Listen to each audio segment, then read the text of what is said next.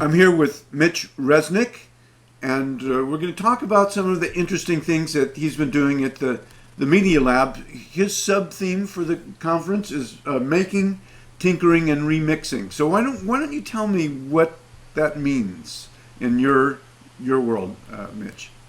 Well, I think one thing that we've seen is that the best learning experiences come when people are actively engaged in designing things, creating things, inventing things, expressing themselves. So it's not just a matter of giving people opportunities to interact with technologies or use technologies, but if we want people to really, be fluent with new technologies and learn through their activities, it really requires people to get involved as makers, to create things. Um, so that takes the first word of making. We also think that there's certain styles of making that we want to highlight. That it's not just a matter of coming up with a plan, a blueprint, and executing it.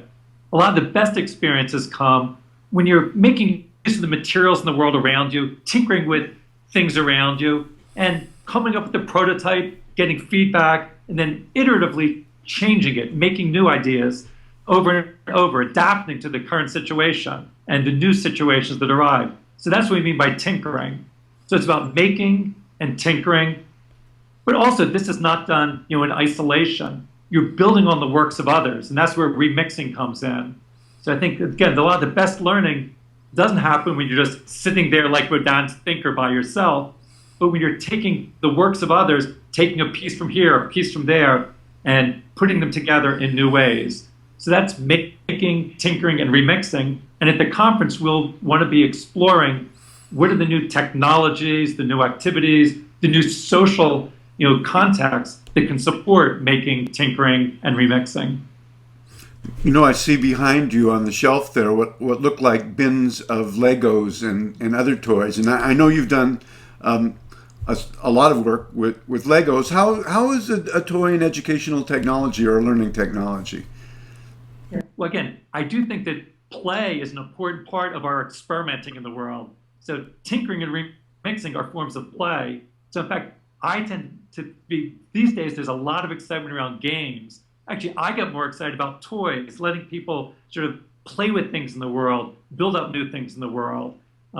So we've always tried to see how can we let people learn through playful invention to be able to take things in the world around them and make new things out of them. So we've done that some with the Lego company for many years.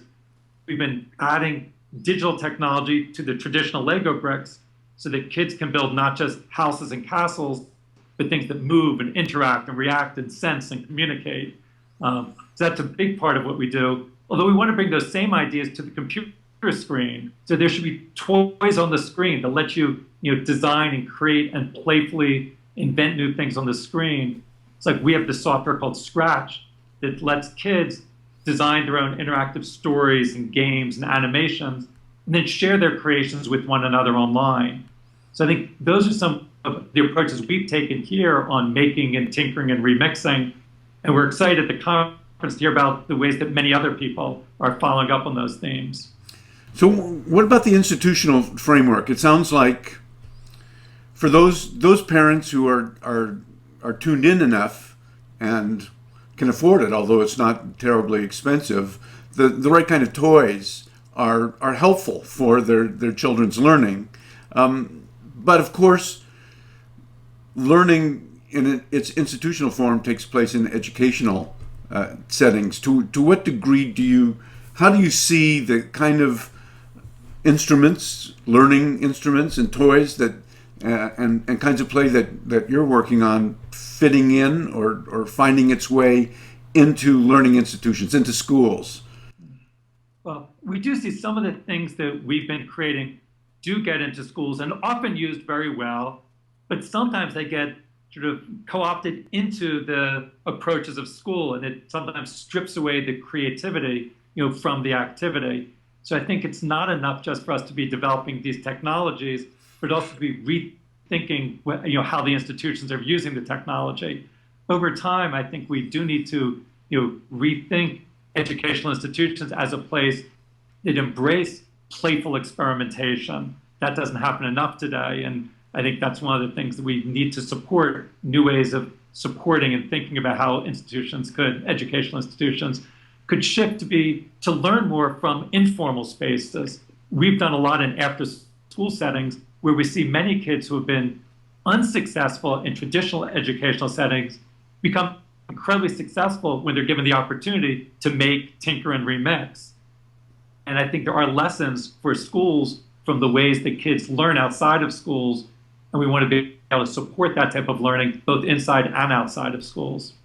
So I know that you've done this work with Legos, which is pretty classically tinkering, and Scratch sounds like making, or vice versa. What about remixing? What can you concretely describe some of the tools or toys that you think are going to be useful that you're working on in that regard?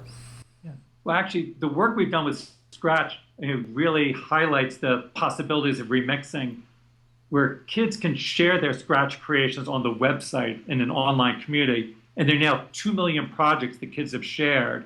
And about a third of those projects are remixes of other people's projects. So it means the kids found a project on the website they liked, went inside and changed some of the program or changed some of the media, the images, the sounds, and then put it back up there. So you'll see some projects that be remixed dozens or even hundreds of times, and they're constantly learning from one another. So you get to see the ideas spreading through the community as kids remix one another's projects. What's the URL for Scratch? That would be scratch.mit.edu, or just Google Scratch and you'll be able to find it. Okay, great, wonderful. I'm looking forward to seeing you at the conference, and thanks very much. Great. Well, I look forward to seeing you, and look forward to getting some great proposals for people to share their ideas about making, tinkering, and remixing. Great. Bye-bye. Okay.